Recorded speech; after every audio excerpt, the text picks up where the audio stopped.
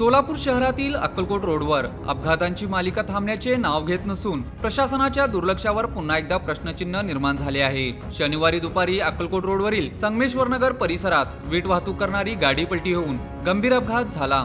MH46 AR 5705 या क्रमांकाची वीट गाडी परिसरातून खाली उतरत असताना चालकाचा तोल सुटला। यावेळी समोरून जाणाऱ्या MS13 EC 8725 क्रमांकाच्या कारला जोरदार धडक देत वीट गाडी रस्त्याच्या कडेला जागेवरच पलटी झाली। सुदैवाने कारमधील चालकास कोणतीही जीवितहानी झाली नाही, मात्र कारचे मोठ्या प्रमाणात नुकसान झाले। या अपघातात वीट गाडी चालक गंभीर जखमी झाला असून त्याला तात्काळ रुग्णालयात दाखल करण्यात आले आहे। घटनेच्या ठिकाणी सकाळपासून MS13 EF 7888 क्रमांकाची बल्कर गाडी उभी असल्याने रस्त्यावर अडथळा निर्माण झाला होता। त्यातच अपघातानंतर बघ्यांची मोठी गर्दी झाल्याने अक्कलकोट रोडवरील वाहतूक काही काळ विस्कळीत झाली।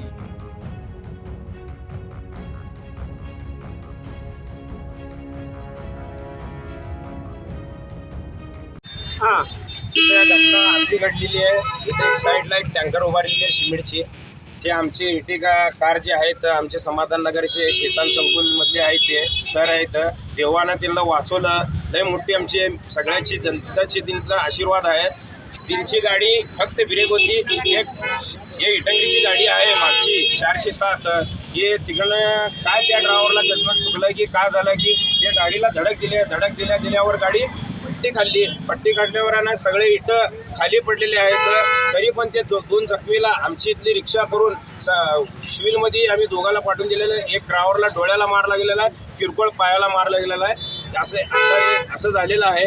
मी म्हणतो शासन प्रशासन कोणी पण असू दे, मुख्य अधिकारी असू दे, डिपार्टमेंट कमिशनर असू दे, महानगरपालिका कमिशनर असू दे, आपले कलेक्टर साहेब असू दे, सगळ्यांना आमची हात जोडून या जनतेची हात जोडून तुम्हाला विनंती आहे, कळकळीची विनंती आहे। पाणी टाकी ते आहे ना कुंभारीपर्यंत आम्हाला उड्डाणपूल तर द्या, नाहीतर सर्व्हिस रोड जे आहे रॉंग साईड येणं जाणं ते तर तिचा इलाज काय तर करून द्या। तुम्ही आतापर्यंत किती आमचे लोकांचे बळी घेणार, अजून आमच्या किती यंग हो। परवाची गोष्ट आहे ना, एक गुलबर्ग्याचा ना आचारी आहे, तिची वय किती 28 आहे। तिनं 11 ग्रुपशी तिनं अपघातून खलास झाला जागेवरती। परवा IT इंजिनियर आपला LPG पंपापाशी ते पडल्यावर ते खलास झालेलं आहे। मग आता परवा अजून एक 3 दिवसाच्या खाली ब्रिजवरती उड्डाणपूलवरती एक वेगानं 4 व्हीलर गाडी वेगानं उडून गेला। ते 4 व्हीलर पण सापडायला तयार नाही। ते दोन्ही पोरं यंग पोरं एकदम सिरियस आहेत।